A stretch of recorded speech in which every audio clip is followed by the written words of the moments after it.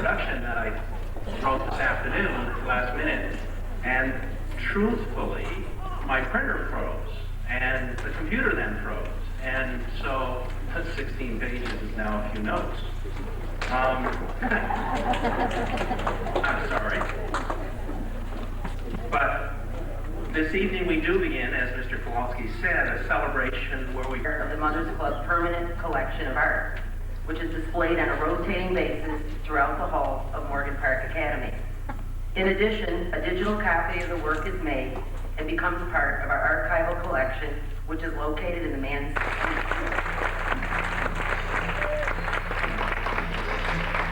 with a $50 savings bond. Oh, stay up for 1 minute. We wanted you to show your piece.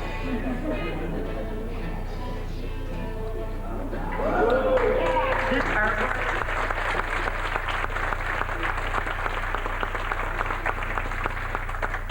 artwork is an oil pastel drawing looking at the elements of wind.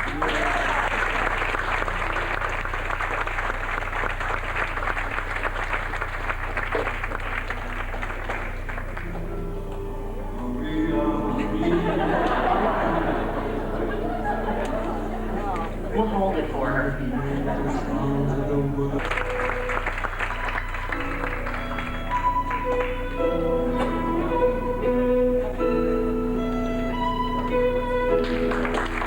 Privilege again to award this year's Mothers Club Award for Outstanding Performance in Drama to Natalie Morgan.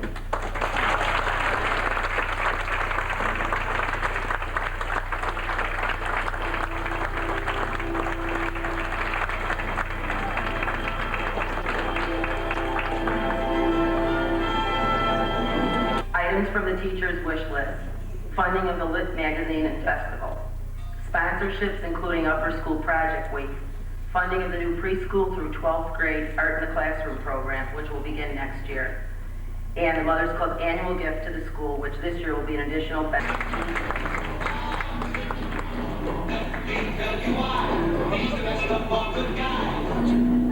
Thank you, Jim. Perhaps next year we could get a vote from the students, and as opposed to letting Jim have all the fun and selecting themes, we could select one for Jim. Maybe music, maybe Mr. DJ. I know that the focus of the evening is you, the students, but I asked Mr. Evans for a few minutes to make an additional presentation. There are many individuals in the background that are part of your school years. Many go unnoticed. Somewhere during the past year, I ran across an information card in the Fathers Club checkbook. And what struck me was the realization that the involvement of this individual went back to at least 1991, and perhaps even before that. Working in the background with responsibilities for homecoming activities, pancake breakfast, sports banquets, sports teams barbecue, and 3 MPA graduates as well. On behalf of the MPA Fathers Club and the MPA community, I'd like to present this plaque for his years of service and commitment as president of the Fathers Club to Tom Strauss.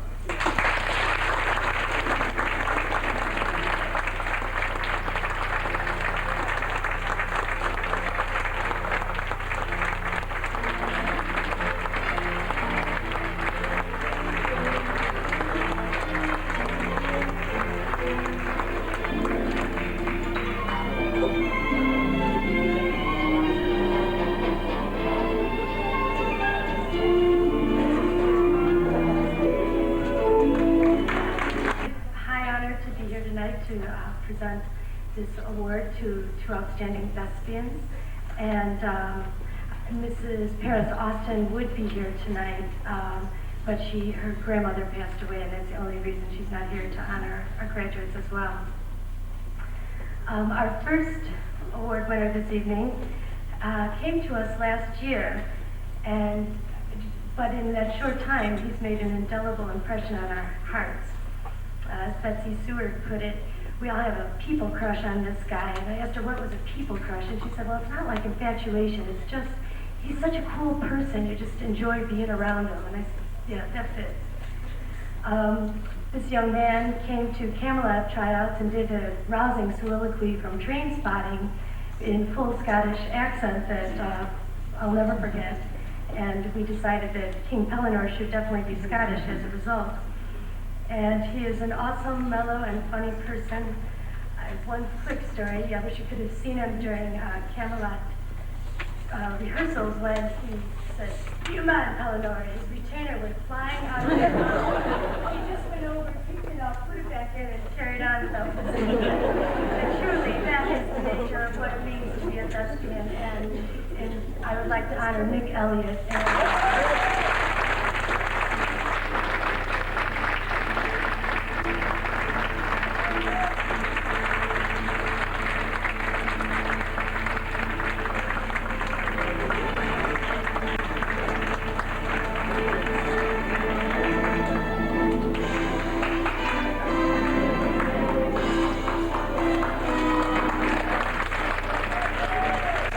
Joined us in her junior year also.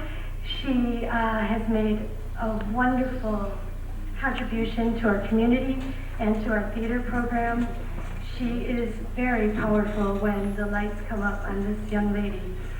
She definitely worked hard and gave fully of herself. She can be wickedly funny as a witch and beautifully tragic as a queen. She's filled with dignity and integrity and extended herself into a wonderful world and took her responsibility seriously and maturely.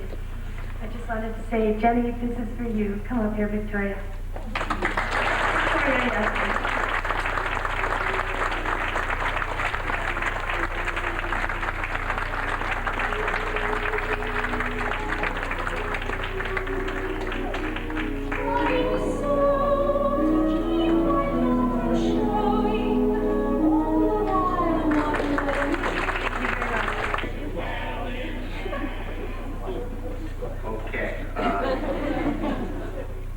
I'm here to give the Student Council Civic Achievement Award. It's the only award for a student elected by the students, and this year's Student Council elected Poonam Marai. Congratulations.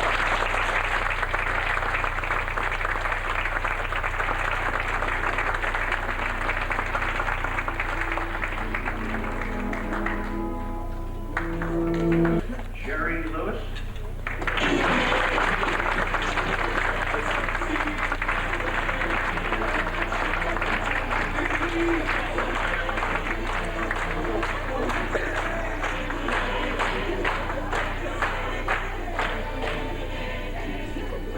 Play McNeil's Navy. It's a pleasure to be here this evening. Very briefly, if I may. The United States Naval Academy has a mission, just like Morgan Park Academy, is to train young men and women to be officers of the United States Navy, United States Marine Corps. Over the past 9 months, approximately 12,000 young men and women have made application to go to the Naval Academy. Unfortunately, everybody cannot go. It only holds 4,000. The selection process is keen, the competition is keen, but the rewards are high. Approximately 10% will only make it into the academy. And I'd like to present one of those people, one of your classmates, Maria DePaul.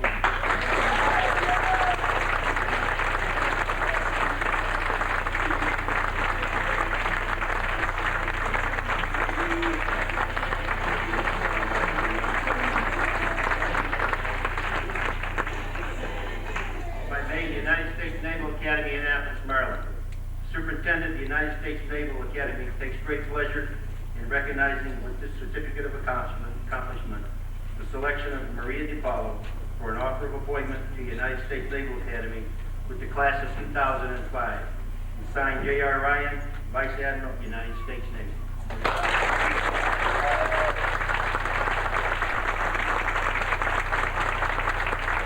The following students have been selected as all-conference players by the coaches of the Independent School League.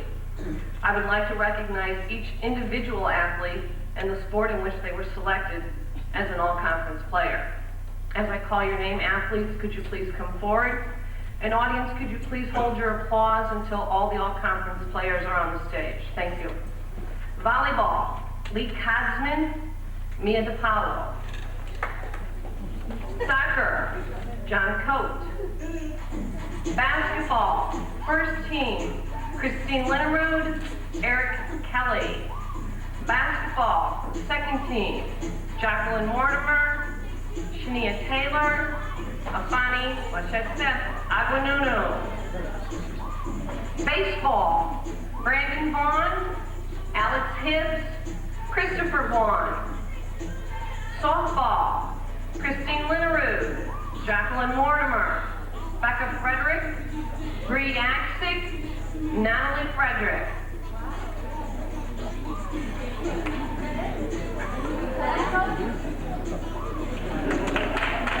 Ladies and gentlemen, your all-conference players from Morgan Park Academy.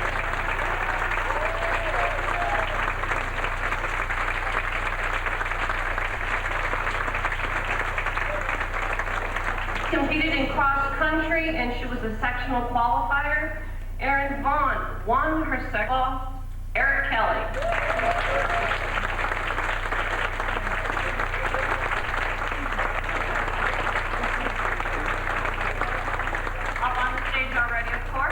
Another one who's already on the stage, Miss Softball, for her second year in a row being Player of the Year, Bree Axick.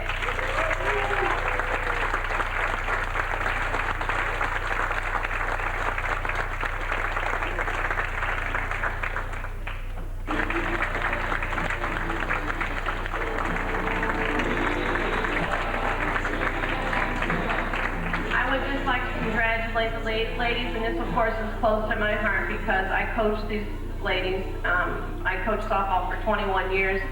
Coach Drown took over and obviously did a great job. And once again, congratulations, ladies. I don't think this has ever happened in Academy history that I'm aware of that anybody has won 4 straight championships. Congratulations. It gives me great pleasure to introduce our Male Athlete of the Year. He has played JV basketball for 1 year, varsity baseball for 4 years, varsity soccer for 2 years, varsity basketball for 3 years. He was also selected as second team all-conference for basketball, most valuable player for soccer. Ladies and gentlemen, Afani Agwanunu.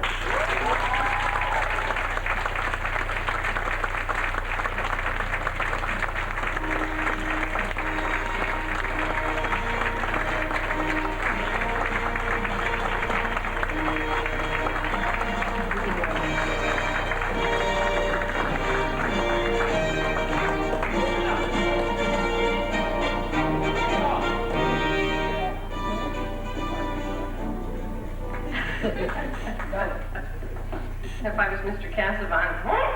Okay. And now our Female Athlete of the Year, which by the way was very close between 2 outcomes, and congratulate Morgan Park Academy's Female Athlete of the Year. She has been a varsity volleyball, basketball, and softball player for 4 years, earning 12 varsity letters. She's been named as an all-conference basketball player all 4 years. She's been named Most Valuable Player in Basketball for 2 years. She has been named All-Conference Softball Player for 2 years. She was named to St. Benedict's Volleyball All-Tournament Team. She was named to Morgan Park Academy's All-Tournament Basketball Team.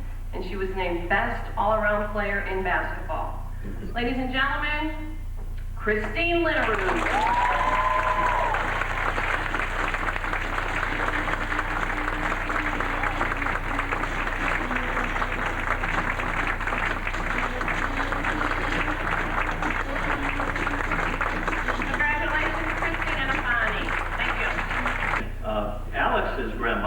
volunteered to babysit because most students are here tonight. We're our sitters, right? And so I'm thinking you're up here in the spotlight and she's not here to see you. So, and my son's not up here and my mom's here. So there you go.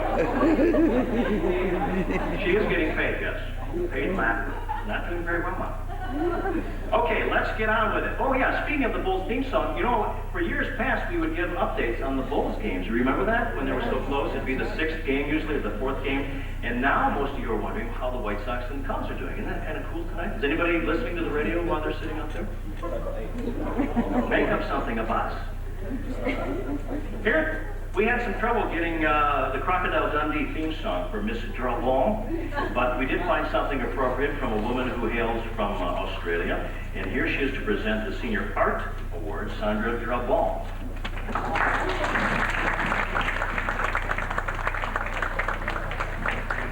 An old Australian stockman, blind, dying.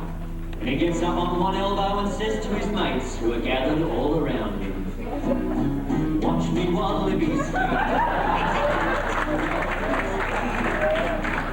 Dangerous breed, mate. So watch me while Libby's feet. All together now, time to get you down. It has been my it has been my privilege to have a very talented artist amongst me, in my class.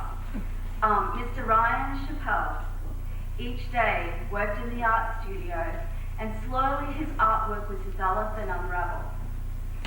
There were many, many days where I would look forward to see what amazing Chappelle would evolve in front of me. Some would take weeks, some would take hours, but each and every creation was equally amazing and creative and skillful. Ryan is an intelligent, dedicated, and sensitive artist. These qualities are reflected in his work. His enthusiastic attitude towards the arts will undoubtedly take him down many exciting and successful paths in life. It's my privilege and pleasure to offer the Senior Art Award to Mr. Ryan Chappelle.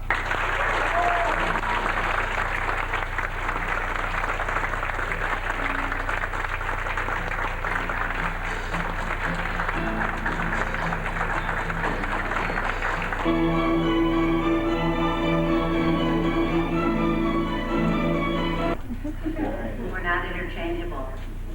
Everybody thinks we are, but we're not. So I'm going to speak first.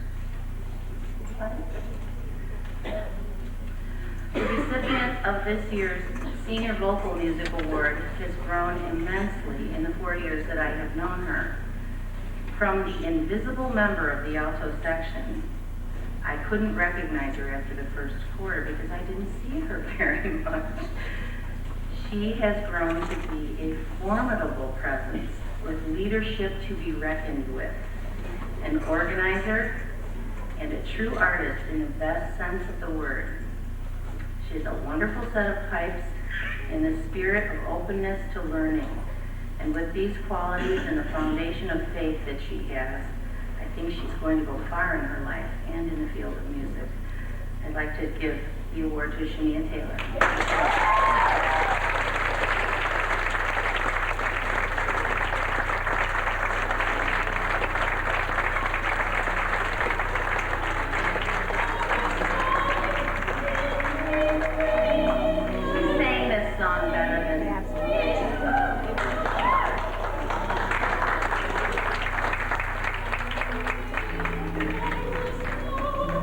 I've known since second grade, since he was in second grade. We shared experience with, we shared experience with Blue Blue, Noah's Ark, the Pied Piper of Hamelin. I actually found the program from the second grade play when he was in this, and I believe he played the part of a townsperson, so quite exciting stuff. In fourth grade, we worked with Recorder. In fifth grade, Hotel Hollywood. He began taking saxophone lessons from me in fourth grade. He has, for the last 5 years, played the school's ancient, decrepit, and pitiful relic of a tenor saxophone, which tomorrow he will be playing for the very last time. He was in high school band for 5 years. I moved him up in 8th grade. You've also seen him on stage as the Russian soldier on The Cowardly Lion, and as Lancelot most recently. He is a gifted instrumentalist and also a stunning vocalist as well, and I'd like to congratulate Philip Vasquez.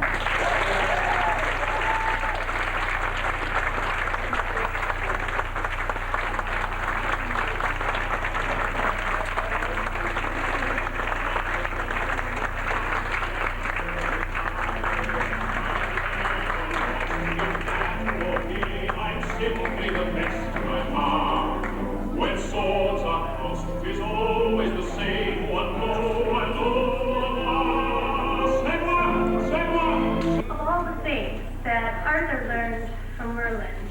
the most important lesson, the lesson that led him to discover that people have wars over things that don't really exist and that might should fight for right.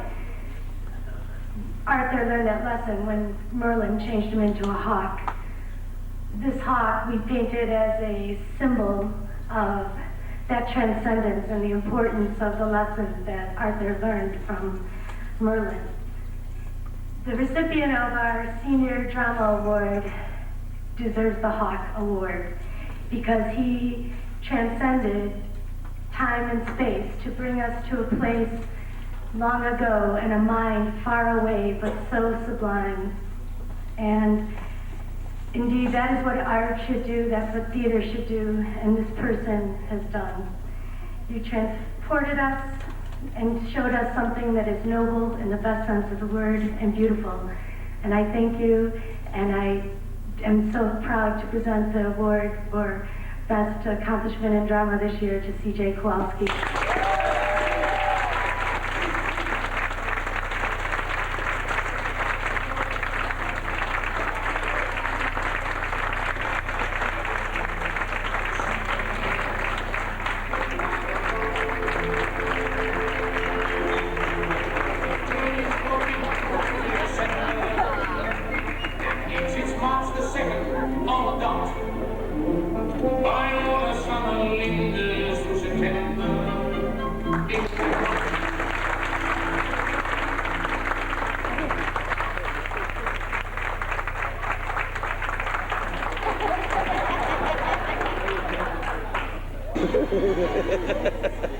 I take it as irony about it.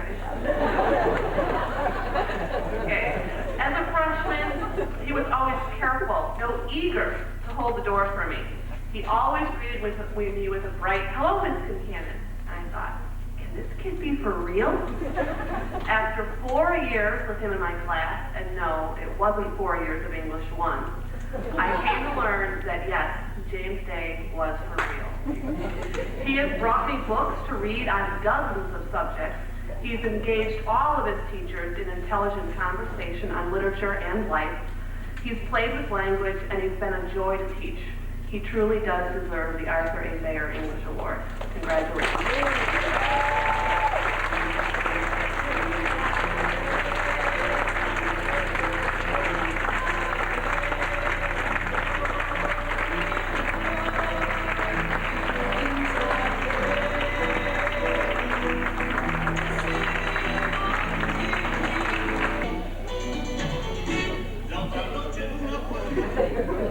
Nice music selection.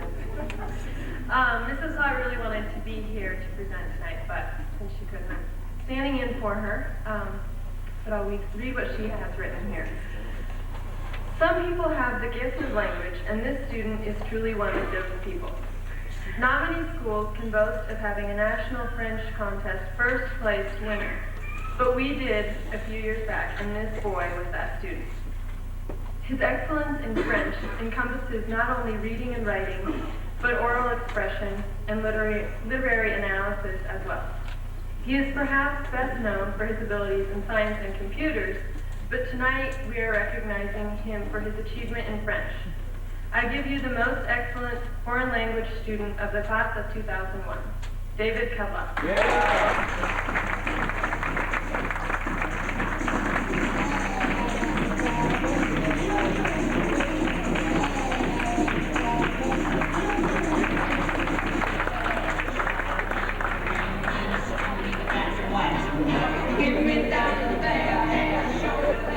The Senior Social Studies Award goes to an individual who has been in the upper school for the past 4 years, and in addition to taking the required world history and U.S. history, take at least one other year of social studies. This is somebody that I had, of course, as a freshman, and I had the pleasure to have them in class this past semester as well in political science, and this is an individual from both times I had him excelled very well in the classroom and is well deserving of the award. Philip Vasquez.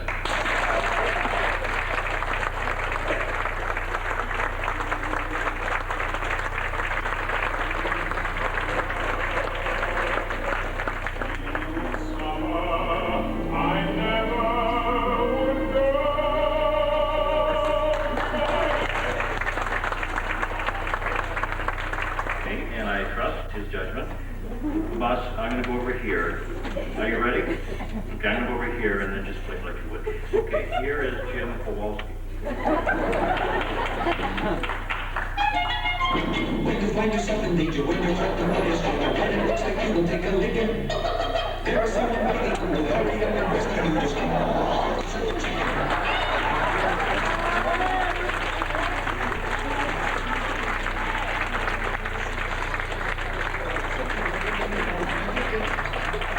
What the hell does that have to do with me?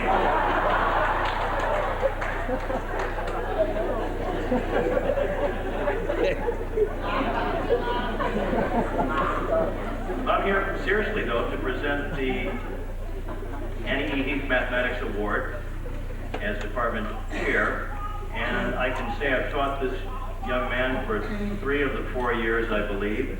I don't think he can be a doctor because his handwriting is so gosh darn neat, as David Letterman might say. When calculus require essay questions every week, I could always know that Phil had double stapled his papers because the essays were so long and thorough and easy to read. And the teacher loves that. You give them that extra grade sometimes because you're so happy it's neat. I have his statistics as well. He created some wonderful projects, one which was testing whether people learn better if they're exposed to certain kinds of music. It was Phil singing Camelot. And it was inconclusive, which is just fine as statistics, almost everything is. He's an incredible math student. Things come so quickly to him, and he recalls things like that all the time. I'm amazed, because he's so busy with his life. As you know, he's in the Chicago Children's Choir, and he's in all the plays, and he's involved in many activities in his community. So, I'm real pleased to give the Mathematics Award to Phil Vasquez again.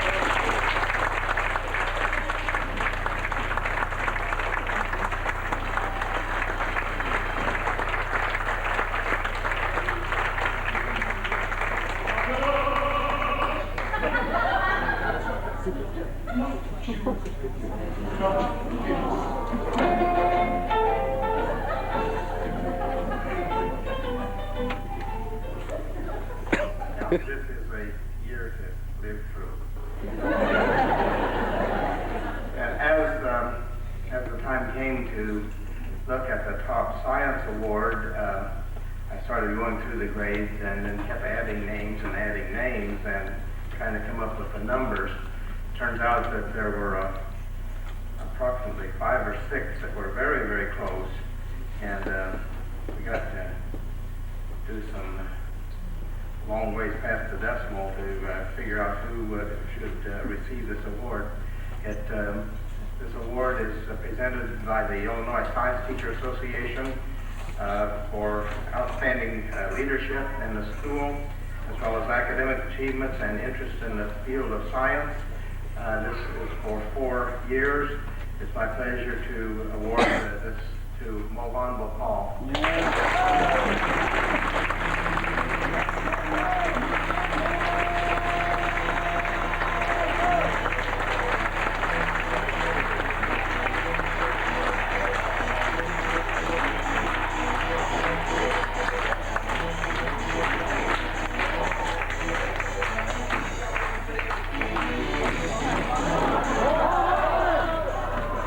Wanted to come up here twice and see if you could make that step.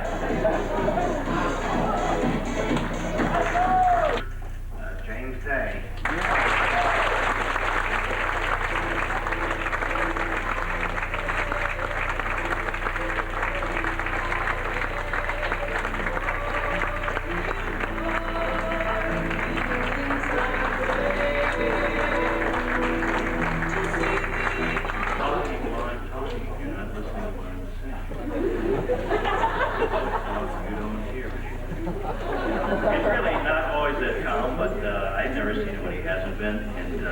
Certainly, he's the perfect person to give the next award. It's a faculty favorite. We'll never forget what's his or her name award. He writes the inscription, and here he is to present it. Barry?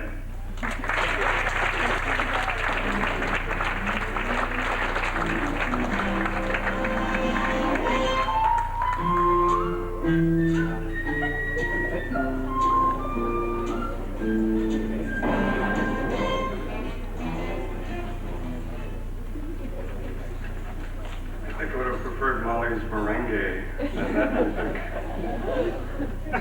I want to emphasize that I'm just a designated reader of this, that this really is the faculty award. This year's recipient gives a new meaning to that quaint MPA term, lifer. A lifer, for those of you who don't know, is someone who has spent his entire academic career, 13 or 14 years, at MPA. This year's lifer went beyond that. He was born here, on campus, in that house right over there on 111th Street. Someone once said, it might have been Shakespeare, uneasy lies the head that wears the crown.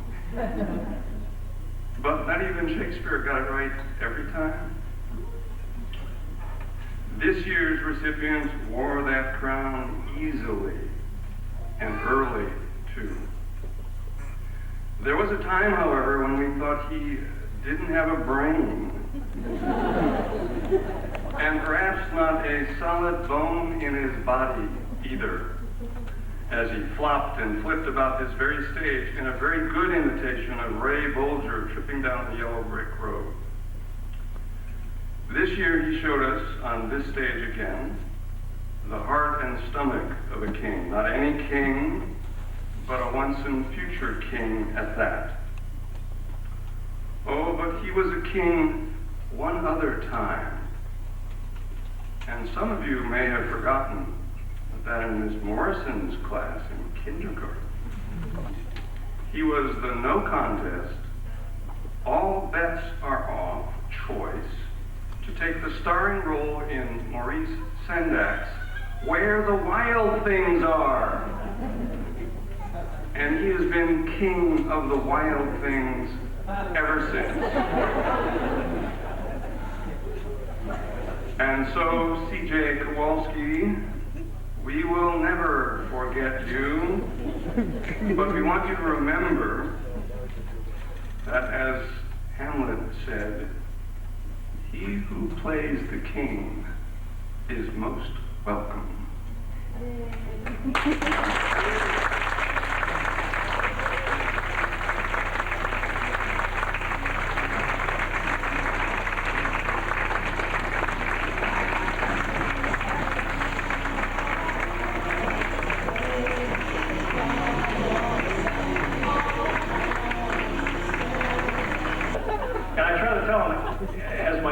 Friend, you know, he's the man, but he's so much more. And it doesn't make any difference if he's the principal and you're called there.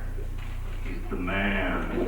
So I got this song for you, so people will be rest assured you're gentle with them and you're wise, and I think you're a wonderful principal. Here is Mr. Hibbs.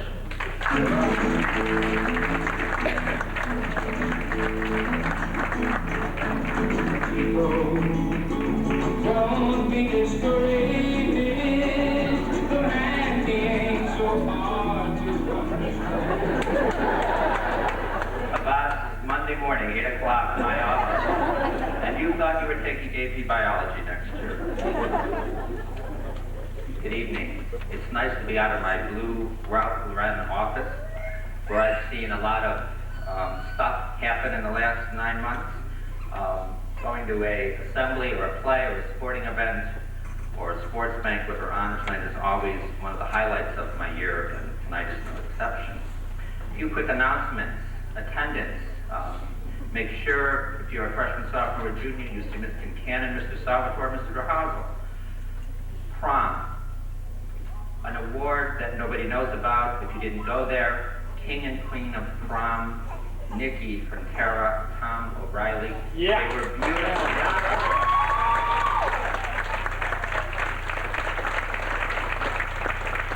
I've never seen Tom look more handsome.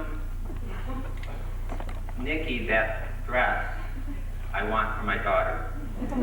It was absolutely stunning. You were elegant, enchanting, and beautiful. 9:30 a.m. seniors prompt. Looks like the weather will be wonderful. Gentlemen, earrings on after you receive your diploma. Yeah.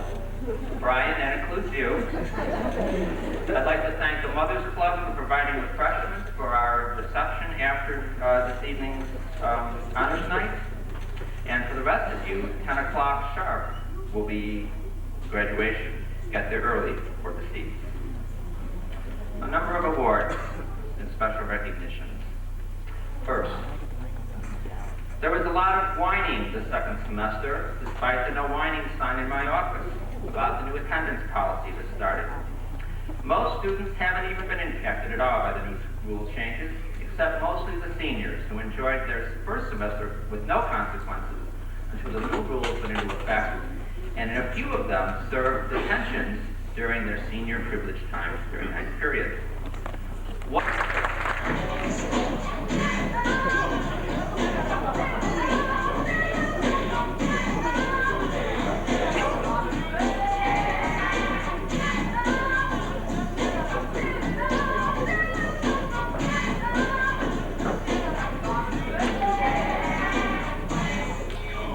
For one who drives 55 miles one way to school every day, you would expect Jason Ginter to be a regular member of the Friday morning tardy to school detention club.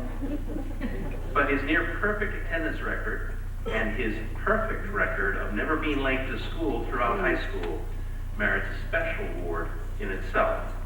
He's so efficient in coming to school, it is rumored that even he has time to eat breakfast at Burger King also.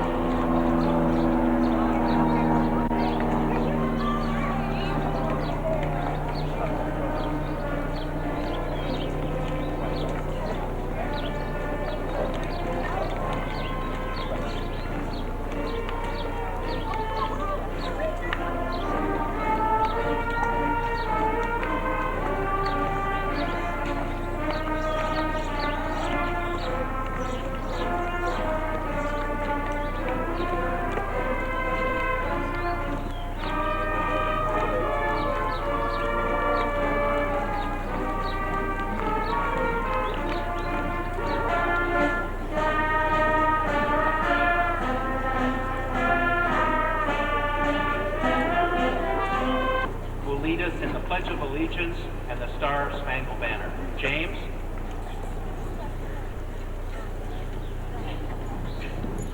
Good morning. Will the audience please rise for the Pledge of Allegiance and remain standing for the national anthem and benediction?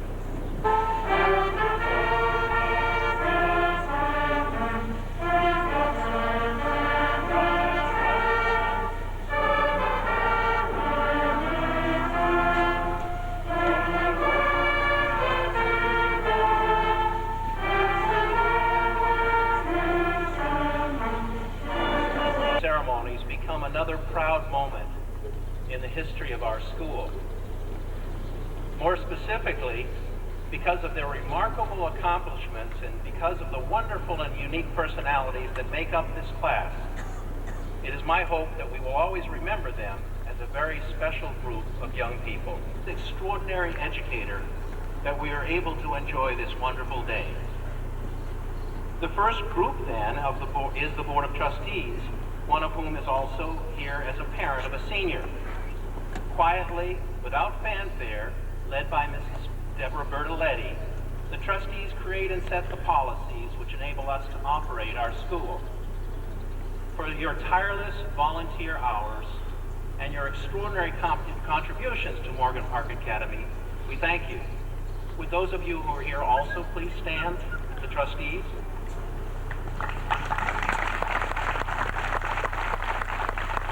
Brunel, Northwestern, University of Michigan, and the Medical Scholars Program at St. Louis University.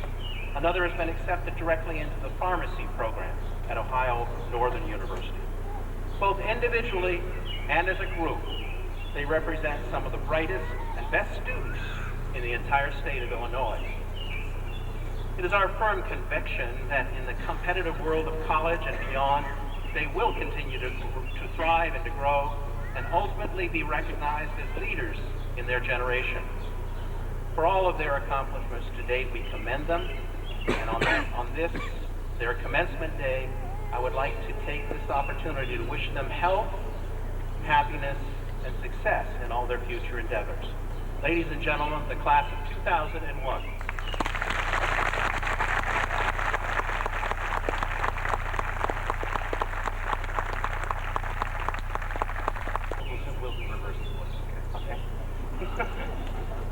James's speech is apparently in Mr. Hissoff. Country Day School before joining a local radio station, KHEB, in Minnesota, as a drive time radio personality. That's his doing, not mine. Finally, he realized that he missed teaching. In his letter to Mr. Jones at the time, he wrote, "Through my varied professional experiences, I have learned one thing above all else. I remain a teacher at heart. Further, I have learned that the fulfillment which comes from directing and interacting with young people is missing in my life in my present profession as a radio personality." And so he came to Morgan Park Academy, where he has taught all levels of mathematics, from algebra to geometry to calculus. He is known as an imaginative, creative teacher who works incredibly hard to adapt the material to the learning styles of his students. A year ago, I asked Jim to become the chair of the mathematics department. He also began and still oversees the internal radio station, WMPA, and has begun and still oversees the famous Kowalski Football League, tag football in the fall. Married to Dr. Vicki Williams, their son CJ is a graduating senior this year, and they have a daughter Olivia, who is less than 1 year old. Husband, parent, coach, colleague, and most important, teacher to us all. It gives me great pleasure to introduce our commencement speaker, James Kowalski. Jim?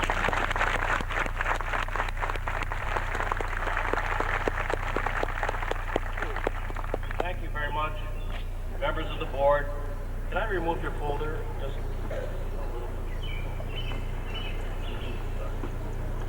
Headmaster Adams, Principal Hibbs, alumni, I saw some of you, guests and graduates, thanks for allowing me this opportunity. It's kind of rare, it'll be the only time I'm sure. I must tell you that I'm somewhat, as you are, somewhat uneasy about being up here.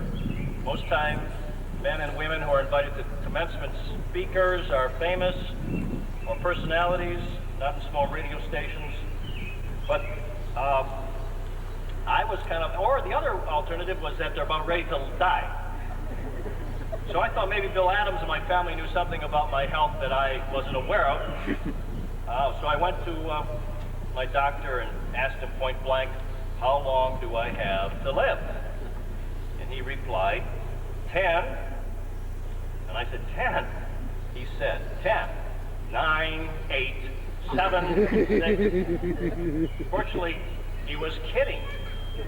I turned for some advice then, when I thought perhaps I'd be up here. My wife's advice, don't embarrass my son, CJ. CJ's advice, don't embarrass yourself, Dad. Principal Hibbs' advice, go ahead and embarrass yourself, but turn it into a positive thing.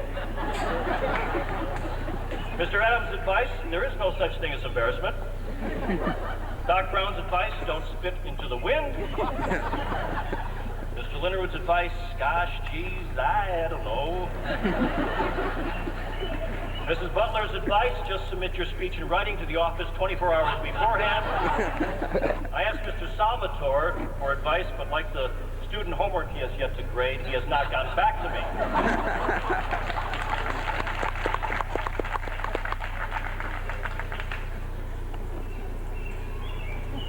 And then I asked some students. I asked David, who who got angry with me for interrupting him in the computer room. Tom loaned me his Mexican apron. I couldn't quite get what Nader was advising me. Brian Calburton said, "I've got more advice for Mr. Hibbs when you see him." And Jackie Mortimer just rolled her eyes at me. After all of the good advice, I went back to Bill Adams to plead, "Why me?" He said, in effect, because my son was born in that blue house right to the right behind here in the bedroom on the second floor. And you've been here, and he's been here a long time. You haven't been fired, he hasn't been suspended. Besides, Bill's first choice, Richie's in Alaska. The last time Bill Adams asked me to consider something, it was to consider San Antonio. My wife, Vicki, CJ, and I did consider San Antonio, and to make a long story short, our 1-year-old daughter, Olivia, is the result. Thank you, Bill and Nancy, for that. Does anyone know the truth? Well, there was a man in my position not too long ago, very successful in many things. Nice family, wealth, but he had a drive to know what truth was. So he sold everything, he left his family, and he went out looking for truth. For many months he searched. Finally he found it on a high mountain in a small village, in a cave actually, just outside of Kenosha. He found her Truth. Her real name was Lois Truth, but she went by Truth. Let me describe Truth to you. This is rather important. It was not a pretty sight. Truth was a very old woman. So old that if you told her her age, she might die. She had a single tooth in her mouth. Her hair hung down on her shoulders with greasy, lank strands. Her skin was pale. It was important to know how repulsively ugly she was. So ugly, her husband took her all the way to work not to have to kiss her goodbye. Long protruding hairs grew out of her. Well, you're getting the idea. That being said, though, the man knew he had found truth. And the woman allowed him to stay for a year and a day and told him truth. And he knew it was truth. All too soon, though, for the man, it was time to return to the world. And about when he was ready to leave, he turned to Truth and said, "Thank you. What can I do to repay you? Tell me something I can do for you." And she said, "There's only one thing." She raised her finger to her head and said, "When you tell them about me, tell them I live in a palace, tell them I'm beautiful, tell them I'm young and vivacious." What? I love that story, more than you do, obviously. Because does it mean there's no truth? Does it mean that truth is a sham? Well, what does the man do now? After he spent a year learning truth, what does he do with what he learned? For instance, he learned there is a God. Extraterrestrials never visited Earth. Indeed, global warming is happening. When angry, you need only count to 8. The chicken came first. Ginkgo biloba does nothing for you. You are only as good as the last player on your bench. Gore really won in Florida. Don't be too quick to label others. Treat others as you would want to be treated. A dress code can include earrings for boys. If you judge people, you have no time to love them. Leno is not as funny as Letterman. If a style comes back in fashion and you wore it back then, don't wear it again. It's pronounced W, not W.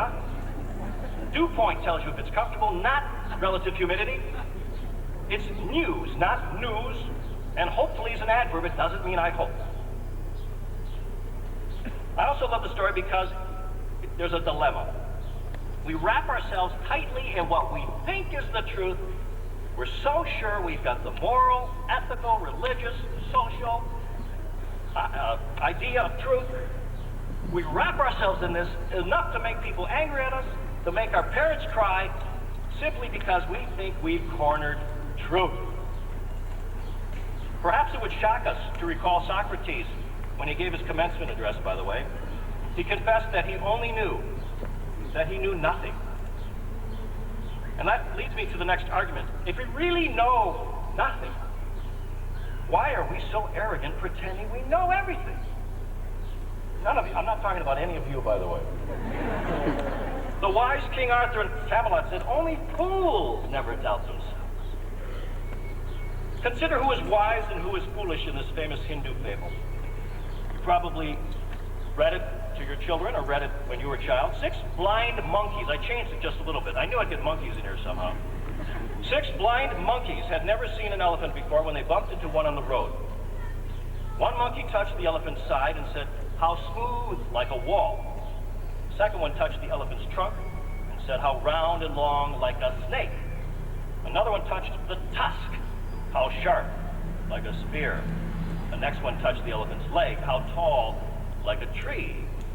The fifth felt an ear, how wide, like a fan.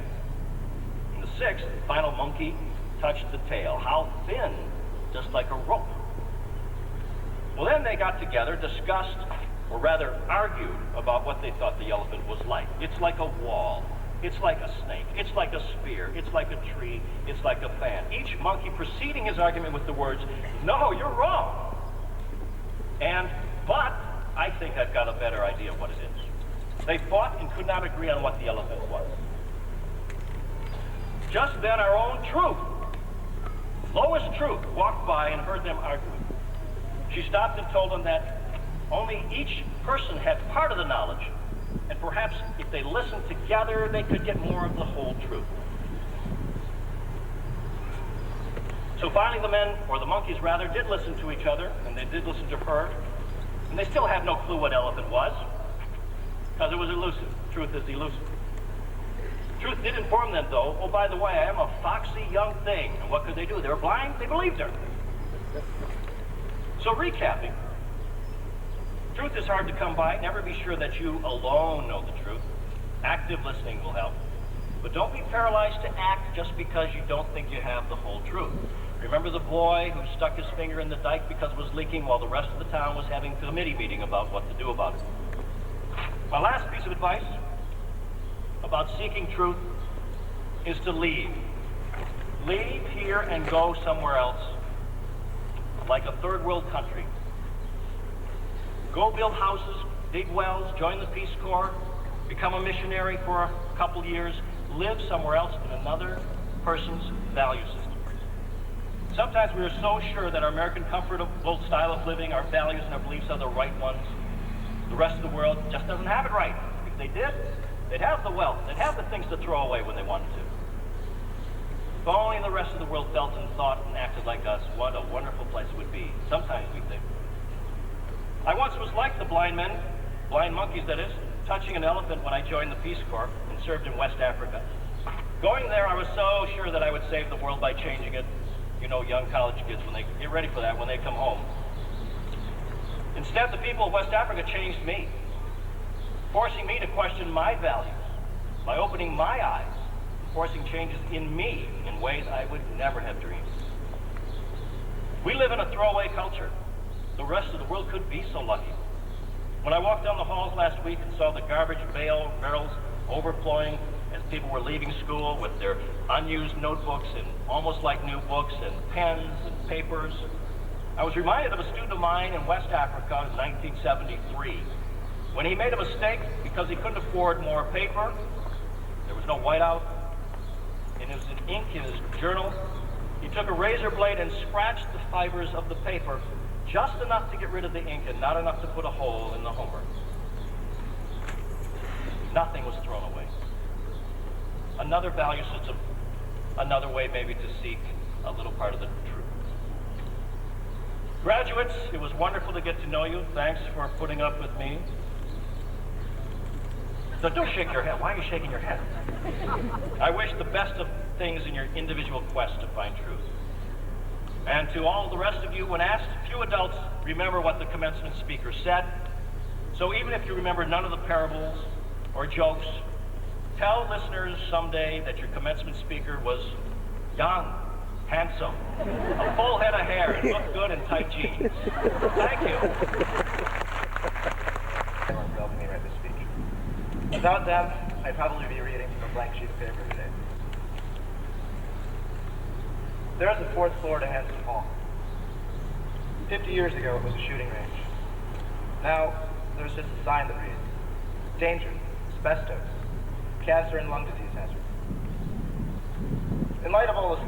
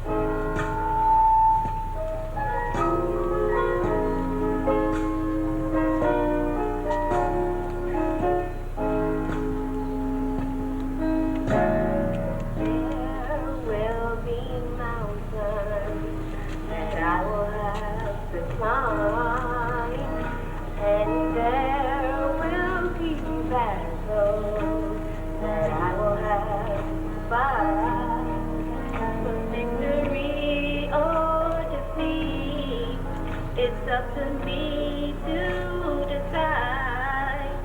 But how can I expect to win? As I call your name, please come forward to receive your medal. A bronze medal is awarded to the student with the third highest academic standing. This year's recipient is junior Danny O'Young.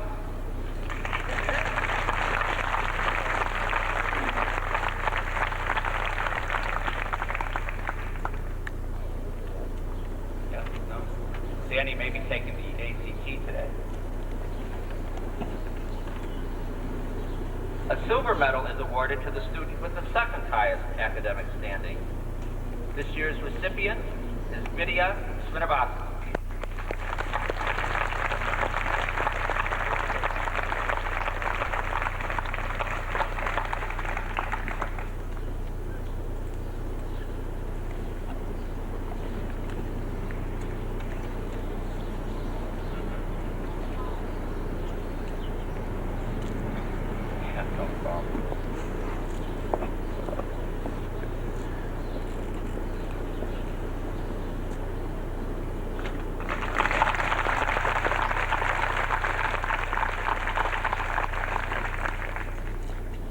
A gold medal is awarded to the student with the highest academic standing. This year's recipient is sophomore Poonam Marai.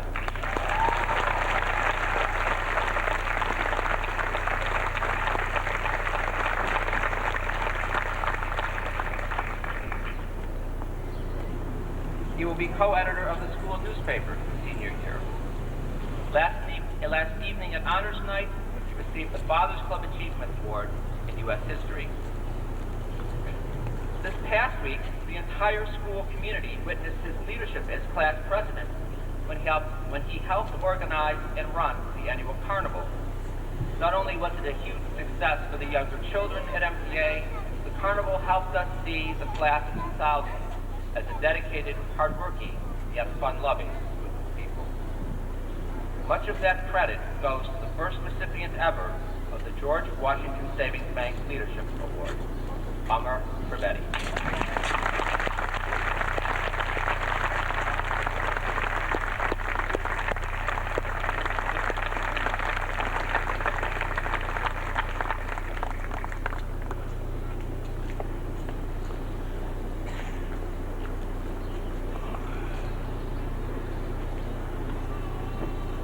The check is being presented in the amount of $1,000 to Amar.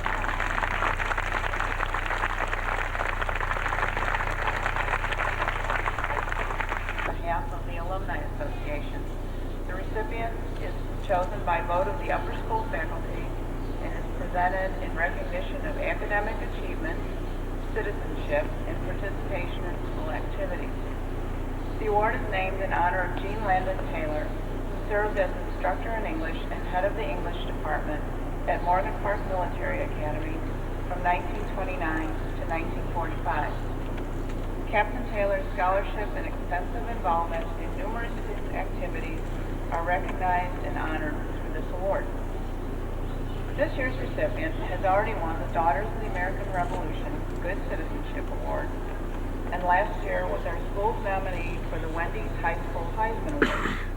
He played varsity soccer and basketball throughout high school and was captain of both teams his senior year.